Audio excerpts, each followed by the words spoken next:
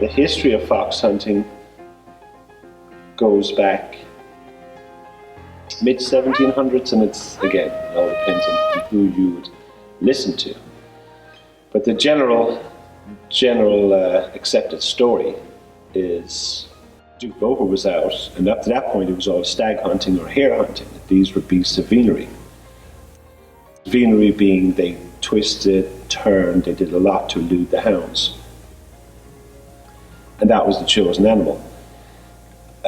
Foxes were viewed as vermin. They were shot, trapped, snared, killed, just get rid of them.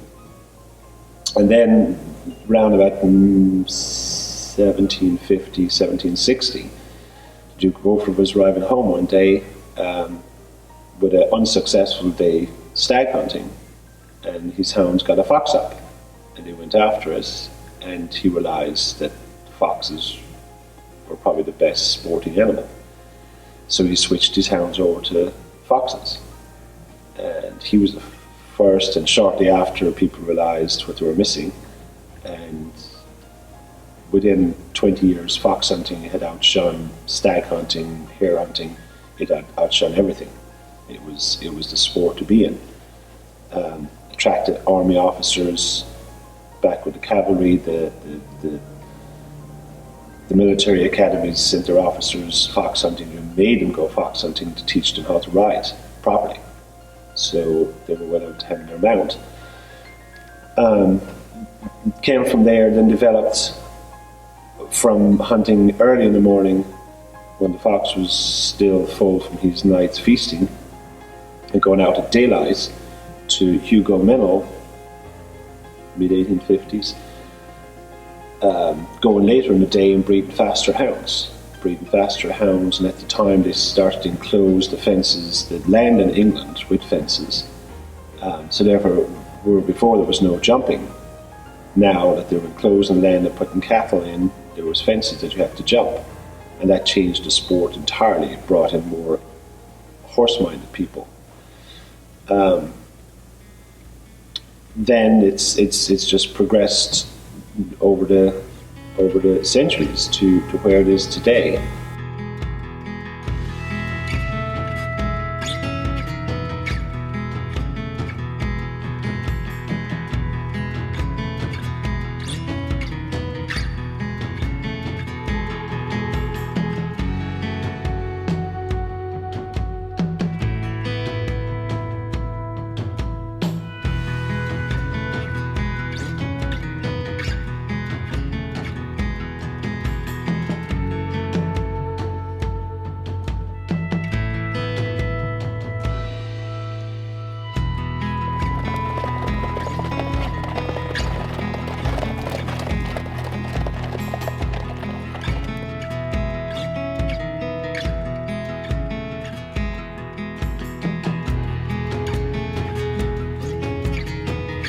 So what is a typical hunt day?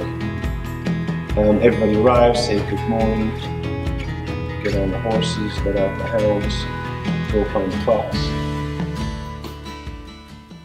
Hounds chase the fox, you chase the hounds, jump a bunch of fences, they put the fox to ground. Great day, and you head back to the trailers and go home. That's one view, but that's not fox hunting.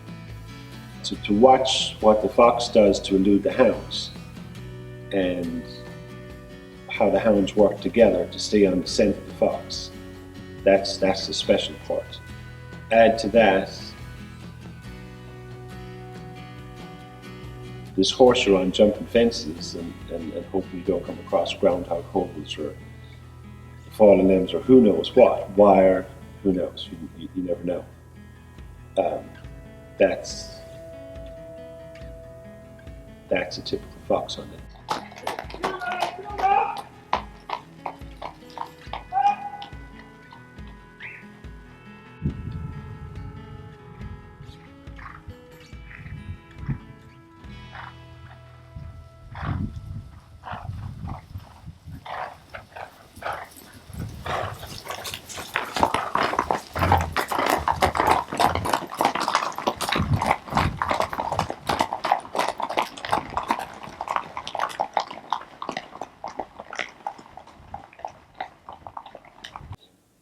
Is fox hunting dangerous? Yes. Fox hunting is a sport. It's not a game. Game does not involve any likelihood of something dying. Sport does. And to people get killed out hunting. People get seriously injured out hunting. It's part of the sport. It's part of the dangerous part of the challenge. It's part of that adrenaline rush that you want. And it can't be hidden. Fox hunting is a sport, and that's it. Yes, there's a likelihood of people getting hurt, animals getting hurt, animals getting killed, people getting killed.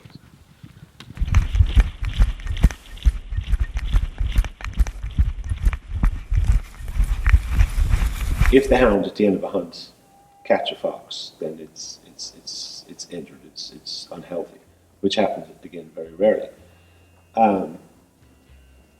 Hopefully you account for more foxes than not, which means you put them to ground.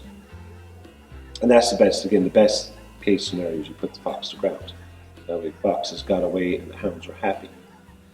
But every now and again, foxes, through their elusiveness, will get away from the hounds.